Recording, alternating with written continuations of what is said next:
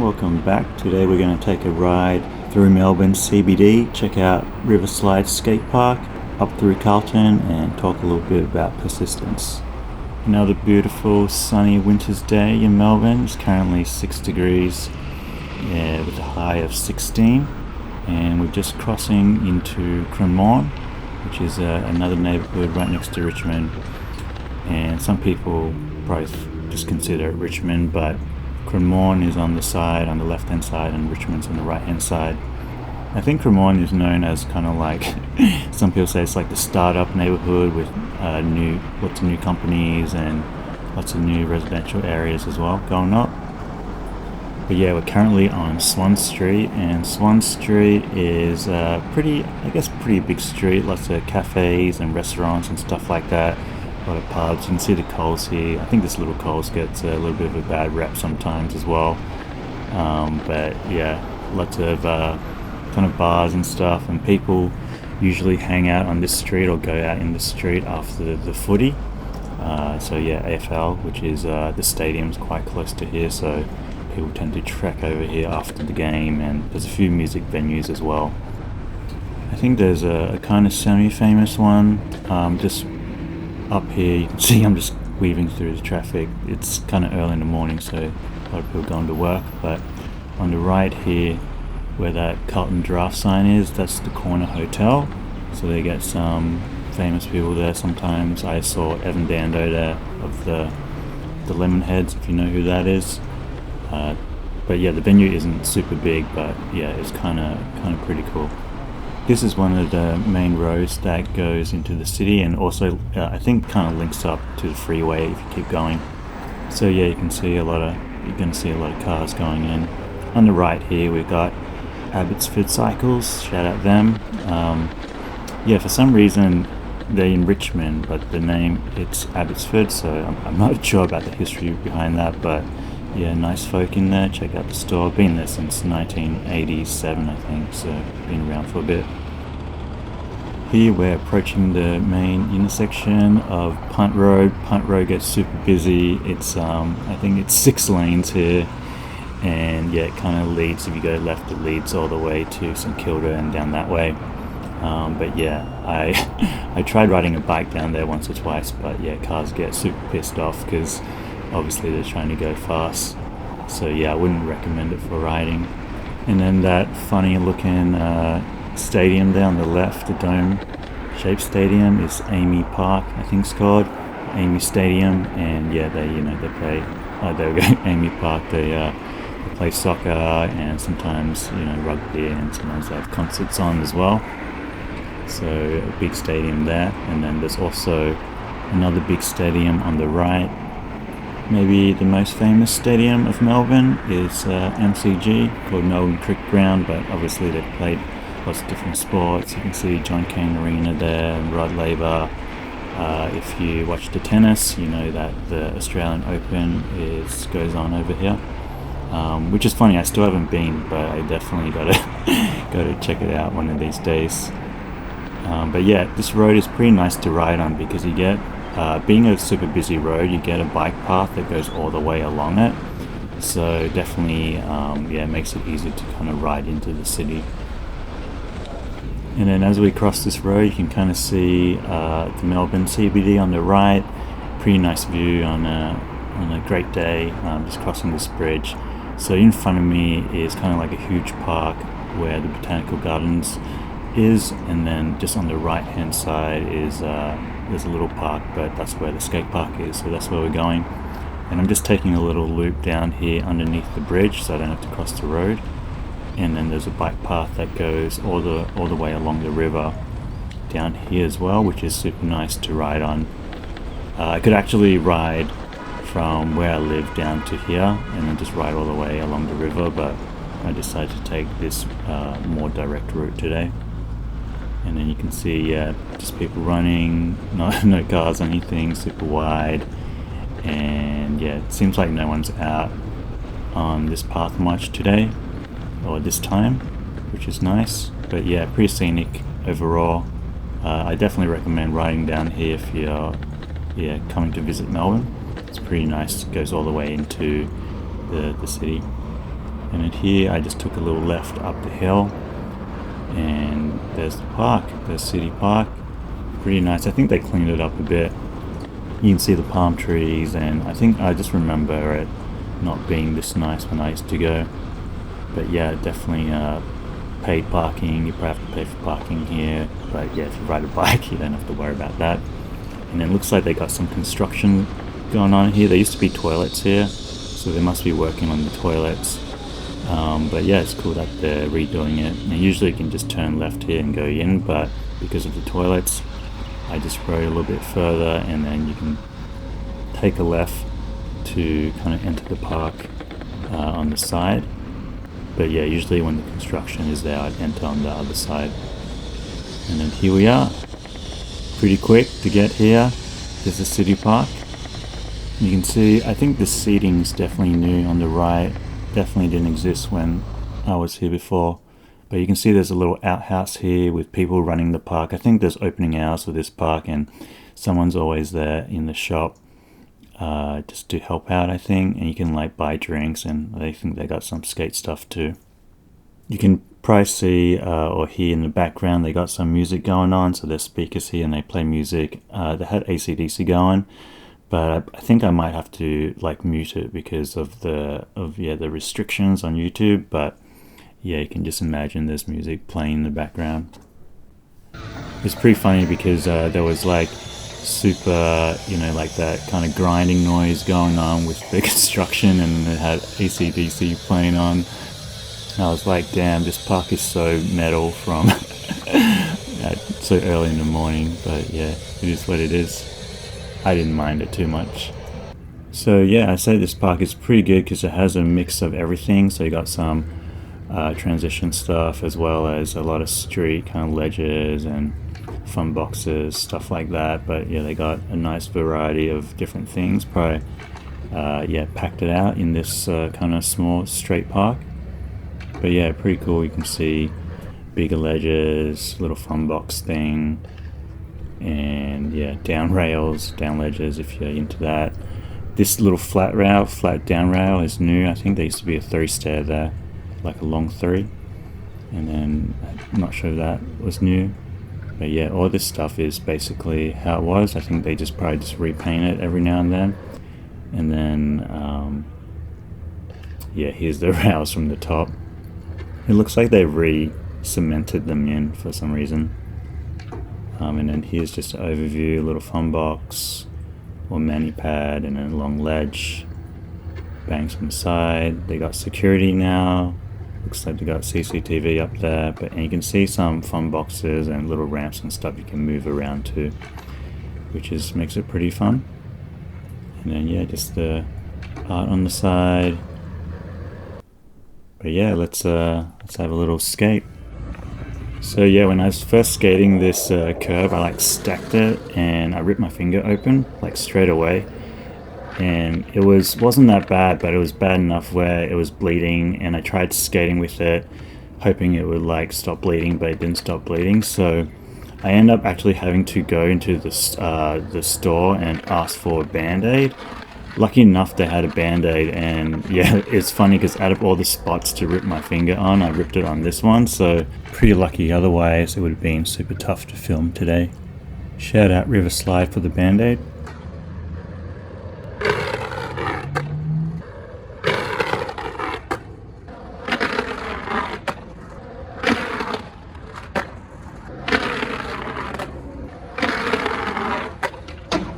So yeah, been enjoying slappies a lot lately, so just basically did that.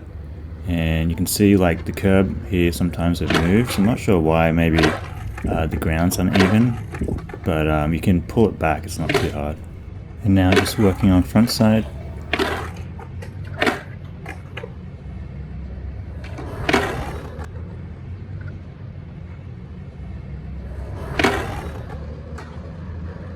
So yeah, it took way longer than expected, but I ended up getting one, so I was pretty happy with that. It's always like this when you go to a new spot, you gotta learn how to skate it. But yeah, it was super fun. I definitely will be back, even just to skate that curb. I went early, but there ended up being a skate class, so if you want to skate by yourself, you might want to look up the classes times.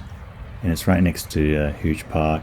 So yeah, it's pretty scenic. You can kind of chill out there. The sun was out and it was pretty warm, so it was pretty nice. But yeah, now we're going to ride through the city. So yeah, lately I've been thinking about persistence a lot and what it means to me, and also what I've learned over the years. If you don't know what it is, I basically put a definition here, but basically it's continue to do something whether it's difficult or there's opposition to what you're trying to do. Basically not giving up when it gets tough. And the reason why I think this is so important or is so beneficial is because it's really one of the key traits to learning and improving. For me, I think this is one of the best traits because if you don't have any special skills or anything, like you're not talented in anything, I feel like persistence is something that you can learn and develop over time. So anyone can do it, whether, there's some other skills where if you're not, you're not prone to a certain thing, you might not be able to learn it. But I definitely think persistence, anyone can learn. And what I mean by that is, some people are born, and they're really good at chess. They're like a prodigy, or, their mind works differently. And, some people are born, super athletic and they have a huge head start in sports. But I don't think anyone is just born with persistence as a skill. And I think everyone kind of learns it during their life. Even just a good example is learning to ride a bike. I think everyone watching probably has learned to ride a bike by now. But yeah, I remember when I was first learning, you don't really even know that it's possible to ride a bike until you've maybe tried almost 95% of the effort, and then at 95% of the effort, when you almost learnt it, that's when you know, oh, maybe I can do this. But for that first 90%, you have no idea if you're going to do it or not. And the reason why I think this is interesting is because a lot of people, talk about like, oh, you need persistence, you need to, never give up, do this, do that. But they never really explain it properly, I think. Just going off topic for a second. Here, just basically pulling to Melbourne CBD, the most kind of famous spot, I think, or most recognisable spot. This is from the street station on the left here. And then on the right, we got the Federation Square. This is kind of like the big corner coming up. And then as we cross the road, we're going to hit Swanston Street with I would say it's probably the main street of Melbourne. Lots of kind of shops and restaurants and stuff where the city centre is. So for me, when I was younger, or from what I think I learnt first, was I basically just attributed persistence to how many times I would try something. So if I were at school, or if I was trying to do a sport or whatever, if the more times I do it, the better I'd get. And I don't know if this is like a Asian thing, but it's just how I brought up. You study a lot, do lots of homework, and through that repetition, you build your brain to know how to kind of learn things and to do it. And yes, I believe, like trying multiple times or trying a lot and keep going on with it is a very important part of persistence. However, what I learned later in life is that it's not the only thing. I think what the tricky thing is knowing what to be persistent at. And I think like having grown up, everyone does school, and obviously there's certain subjects that people don't like. For me anyway, there's subjects I didn't like, but you would still have to, try hard at them. And that trait basically carried on, or that thinking carried on into, I guess my career, my adult life, where through work and stuff, if, there's certain things I like to do, but if there wasn't something I didn't like to do, I'd still try hard at them. And, there's, I'm not saying there's no benefit to this. There's benefit to this because everyone has to, like eat and live. And what I learned is it's more important to know what to be persistent at than being persistent as a single skill. Because you can imagine if you were working on something that you didn't really like, but you kept going on with it and going on with it and going on with it, at the end of the day, you're still basically not going to like it. And then what ends up happening is now you have a set of skills that are kind of only useful for things you don't like.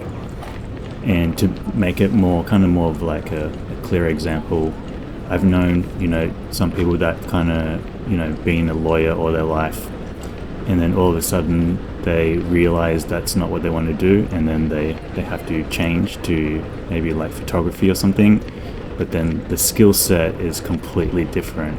So the question is probably, what should I be persistent at and when to be persistent?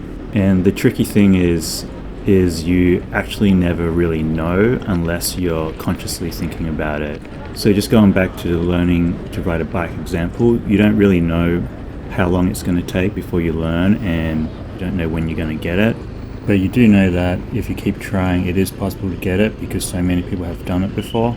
And also there's a clear benefit at the end for you if you do it, as it opens up a lot of different activities or where you can go. So that's kind of like an easy example of knowing when to keep going. And for more things that are kind of unknown, like for example, like a career change, you really got to weigh up, you got to really weigh up the options and see what makes you happy. If the path of persistence on a certain thing is just going to lead to unhappiness or there's no future there, then there's no point in going at it. And I understand, people have to make money to eat and live, so take that with a grain of salt. You can you can be conscious about the change that you need to do, and then point yourself into the right direction when you can. And then here just on the right is the Melbourne Library steps. Pretty famous as well. I just want to get you a shot of that.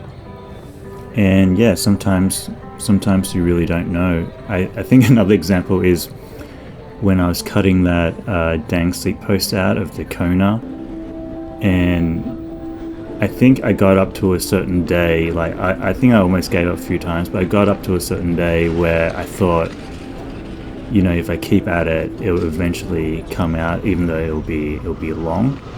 And once you reach that point, I think it makes it a lot easier. But often the road is still unknown, so you kind of gotta have to believe that it will work. And for me, I think because I really wanted the frame, and I really was kind of locked into it that I needed to do it mentally, or just something that I think would be awesome if I did it. So that's kind of another reason to kind of think about. And then just to sum it up, I think the main trap that I fell into, or that I just wasn't conscious of, was I was just trying hard for the sake of trying hard. And I'd just try hard at anything and, try my best or whatever. But that doesn't necessarily work out at the end. I think it might be work out when you're like super young to kind of learn that skill of trying hard. But as I'm older now, I think it's more important to choose what to work hard at.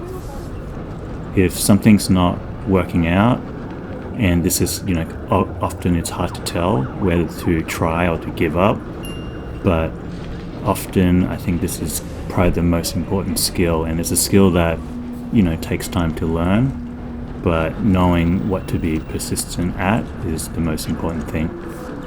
But hopefully it helps someone out there. I just wanted to share this because it took me a long time to learn, and maybe it'll help someone out. So basically we just rode through Swanston Street, and now we're coming up through Carlton. So Carlton is right next to the city. It's the next suburb across, and it's where a lot of students are. You can probably see in the city there was like tons of students as well. There's RMIT University in the city, and then there's Melbourne University, which is in Carlton, I'm pretty sure. But yeah, what makes the area cool is that it has a lot of young people, so you get a sort of like super energetic kind of vibe, and yeah, lots of cool little cafes, stuff like that. We just took a right before, and now we're heading towards Lygon Street, so I can show you guys Lygon Street. Lygon Street is known as Little Italy, used to be known as Little Italy, probably still the same. And there's a lot of Italian restaurants and stuff like that. You'll be able to see it once we ride past, but yeah, it's usually quite popular, and you can see, I think this is probably the middle of the day now. It's quite active. You probably saw through the city as well. There's like way more people out than last time I rode through. I don't know if it's still the same now, but at night you get all the the people that work at the restaurants at the front, and they would try to kind of like wave you into the restaurant. So yeah, if you're not used to that, you can just ignore them if you don't want to go in. But yeah, don't feel pressured. They do it to everyone. This park on the left is Argyle Park, and I think there's a few curbs and a few stairs. Used to be a skate spot. I don't know if it still is. And then on the right hand side is just the Melbourne Museum, just one block over, so just to give you an understanding of where we are. But yeah, overall this street's pretty nice, pretty chill during the day, probably busy at night. People tend to go out more here at night. And there's the old 7-Eleven, definitely been to that 7-Eleven a ton. There's a nice gelato store next to it if you ever want to check it out. I think it's been there for ages. But yeah, you can see all the Italian restaurants here, people even out now having lunch. I think today was I can't remember, it was maybe Friday, but yeah, probably more active at night. I did notice up here there was like a whole bunch of people bunching up as well. I don't know what they were lining up for. Haven't seen that shop. I think that shop used to be a bike store actually, but then it changed over. So yeah, where I'm actually riding now, I'm actually riding to kind of like a little patisserie, which I know of. I was actually looking for a place to get a coffee and a treat.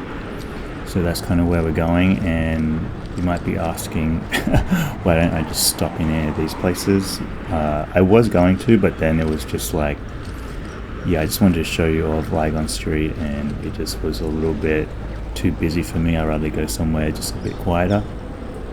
I actually did look at spots around here, but I ended up just being paralyzed by all the different options. I end up picking somewhere a bit further along. But yeah, here's you can see all the restaurants and all the stuff. You might also hear when I was riding there's some kind of scraping, but it's actually just kind of I put my keys on my belt and I didn't realize that it would kind of make that noise as I was riding. But yeah, anyway, a little behind the scenes. Here we're starting to get to the end of Lygon Street. On the right hand side there's actually a little mall there with kind of, I think a Woolworths or Coles, can't remember. It's a grocery store, and then there's an old cinema there, like quite a small cinema, but yeah, it's pretty cool. I had some good times there, saw some good movies. I think it's they tend to show a little bit more of the independent movies as well, so always cool to see something a little bit different. I ended up pulling across this road and stopping when I was looking for cafes, and yeah, someone, you can probably see him on the bike on the left here, he noticed me, and yeah, he yelled out he liked my videos, which is pretty cool. So yeah, shout out to you if you're watching. And then here we just took a right and we're going down the street. This is like the on the end of Carlton, and then I think it breaks into Carlton North, but you can see all the little restaurants, little shops and stuff, a little bit more quaint here, which is pretty cool. We're going to take Rathdown Street again, just to go down a little, and then there's a cafe not too far from there, so yeah, should be pretty good. One last thing I want to touch on persistence is when you have opposition to what you're doing. So for example, like it's the unpopular thing to do, or your friends are not into it, or your family's not into it, or maybe people just don't like it. what it comes down to, and I spoke a little bit about this in the last video, is whether you enjoy doing it by yourself. If no one's watching and you're not getting likes or getting views or whatever, if you did it and no one's watching, no one ever saw it, are you happy doing it by yourself, and is it fulfilling? And to decide that, I think, yeah, basically you just spend time thinking about it without distraction. So it's always going to be harder to try to do something new that people don't like, or something that people isn't popular, that no one's doing, and it's often harder. But what you'll find is if you keep at it and keep doing it, often you will find people who are into the same stuff, and yeah, they'll be super supportive. Here back on Rathdown again. I think today is busier than the last time I went through, just because it's closer to the middle of the day where people are getting food or getting a break from work or whatever, and it's also, beautiful day, the sun's out, so yeah, people are out getting it, which is sweet. Yeah, this is kind of like the busier area. 2 streets over, on the left, there is actually a tram that goes on Lygon Street, or this part of Lygon Street. And yeah, it was quite handy to have public transport there as well. And I forgot to mention before, but in the city, the trams are free now. So within the city zone, there's free trams, so you can just jump on and off without a ticket. So if you're visiting from, from out of state or different country, just know, yeah, the trams are free. And then here, just taking a left on Fenwick Street, it's not too far up.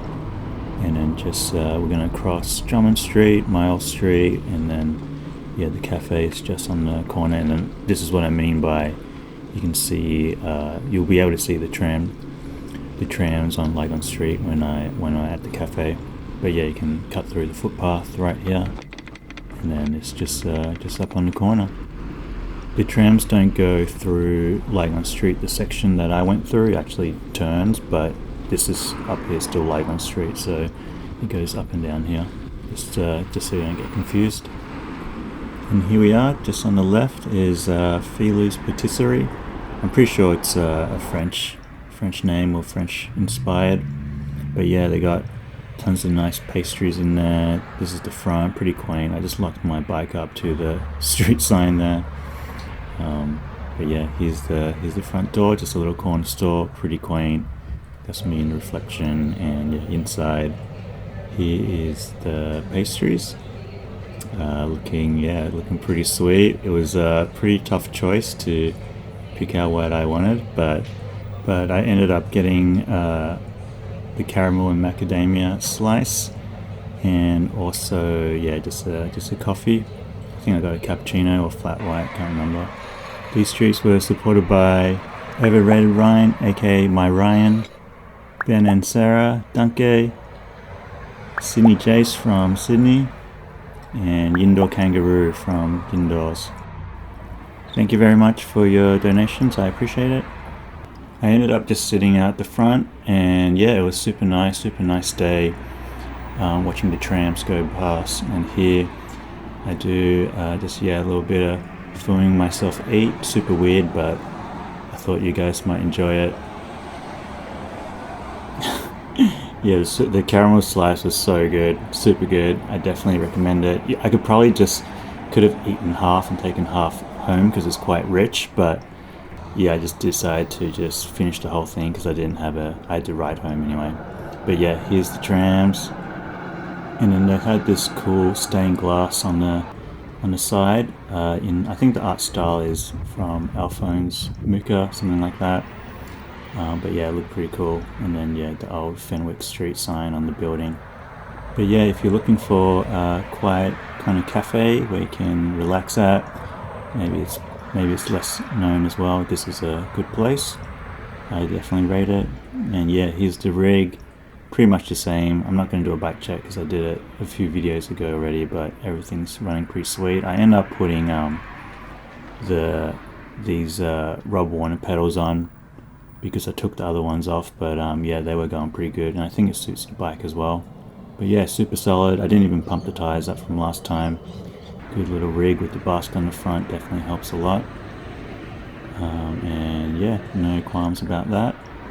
And then yeah, it was basically just time to load up everything back on, just showing you how to load all my stuff up. And yeah, it was time to just take a little bit of a ride back home after this. But yeah, let me know what you think of the video. Let me know if you've ever persisted through anything super tough. As always, thanks for watching. I appreciate the support. Hope you liked the video, and I'll catch you in the next one. Peace.